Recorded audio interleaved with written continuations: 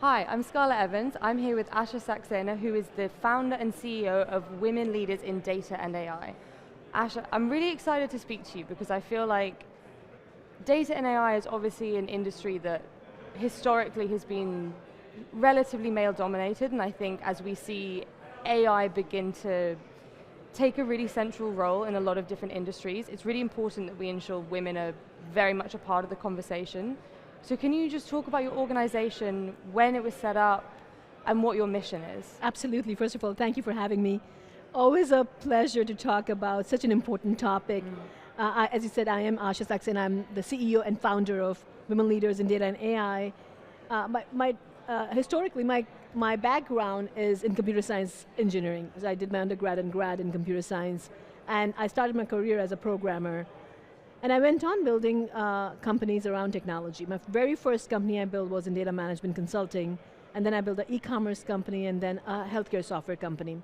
Even though I built technology companies and very few women, even when I was growing up in this industry, we just get used to being the only woman in the boardroom or only women in the engineering schools and engineering environment. But I have to say that during the pandemic was the time when it really hit me that, oh my God, we are going digital faster than we ever thought we would. With a hybrid community and the hybrid workplaces, people were more on computers and creating digital footprint than ever before.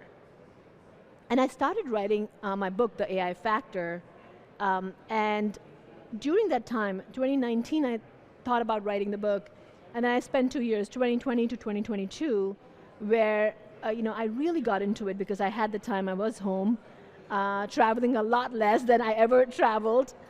And what I realized was, oh my God, as we are building, as I was writing and I was researching, only 18% of women are participating in writing algorithms, which means that we are living in the world where the world is going to be run by algorithm, and we will not be at the table making decision and creating the world. And then, they say in life you have dots and you finally connect the dots and you say why these things are happening. So I'm writing the book, the pandemic hits, I know now the digital world is getting created faster and women are not taking part. And then you start hearing like my friend's father passed away and the life is too short. And I started worrying that, oh my God, I spent 30 years in this technology industry and I might not be remembered. So the worry that as an engineer, I've created companies, but I didn't leave a legacy started bothering me. And I was talking to a friend of mine who is in finance, and she was in 1970s, she was the highest ranking woman in JP Morgan Chase. At that time, it was called Chemical Bank. And she was reporting to David Rockefeller. But she had to go home to her unemployed husband to get a signature to open the bank account. And this is in New York City, 1973. And then it hit me, it's like, oh my God. As a technologist, as an engineer, we are not counted in what we are creating. And so this whole thought about really doing something about it, and I can't do alone anything. Like as a one person, I can only do so much. So we created this movement called Women Leaders in Data and AI. Started with C-suite leaders of Fortune 1000 companies. And the thought was that we bring C-suite leaders, male allies and female leaders, bringing them together who have the impact of 10,000 employees within their organization. The reason was that we want to make sure that we create these leaders. The C-suite leaders should be strong, ethical and responsible, who can then create the movement within their organization, and that creates the movement in the community. So me, mine, and us.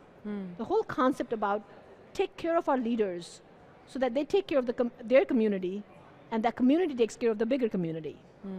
And so the whole journey, we formalized as an organization in January 2020, and it's been 2 years.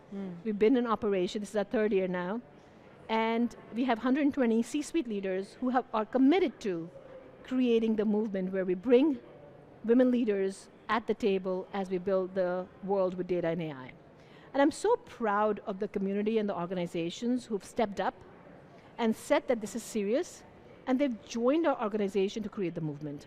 So we have large organizations like Accenture, Deloitte, KPMG, but also L'Oreal, Chevron, Molex, Mars, who are coming in and saying, we want to make sure not only we create the movement within WILDA leaders, we call it WILDA, Women Leaders in Data and AI, within women leaders, but also create an impact in the community. So Chevron launched WILDA at Work programs, which are corporate programs, to create the movement within the organization so you can retain these women leaders. So we have the concept called circles, where peer-to-peer community comes together in small circles every month to provide the support. So we say the 3 pillars: community, growth, and impact. We need to make sure we build our community and have the right support. So during the life's ups and downs, you're learning from each other, from your peers. We're constantly investing in growth because you have to be a lifelong learner, especially when you're in technology, to make sure that you're constantly evolving. And the last step we talk about is impact. As leaders, you need to create an impact in your society and in your community.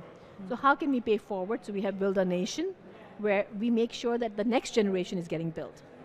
So with those 3 pillars, I do believe that we can create the change. It might be a little slow, but the more we can bring the women leaders, the male allies, again, even though we call it women leaders, we make sure we are inclusive of our male allies. We can't do it without them. So I always talk about step up, reach out to me if I can help, share the knowledge of what I have learned in my organization. We can share the kind of programming that works for us, and anyone can learn from us. I'm happy to share the knowledge because I can't do it alone, you can't do it alone. We have to create a movement with everyone stepping up. And also, it's so important for young women. It's important for women like you to be platformed as well, so that young women can see that actually it's an industry that is welcoming to women, when it still kind of has the perception of being a little bit difficult for some women to get into. When in reality, of course, there are such incredible female figures working in the industry, but we need to see them more, we need to hear from them more, because it's about obviously retaining and, you know, growing them, but also about attracting them in the first place, so we can see it as a cycle that continues. So I have to tell you a story. It's a great story about role models. You know, a lot of times when you're in the room and you're alone, you don't see role models, you don't know what's possible.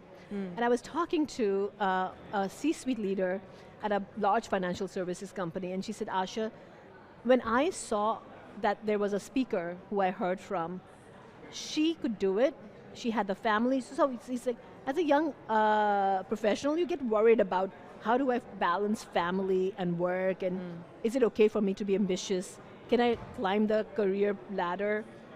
And she said, Asha, that having a role model who shared the story was really pivotal to my success. We launched Speaker Series within WILDA, and the Speaker Series is where we bring our C-suite leaders to the large community.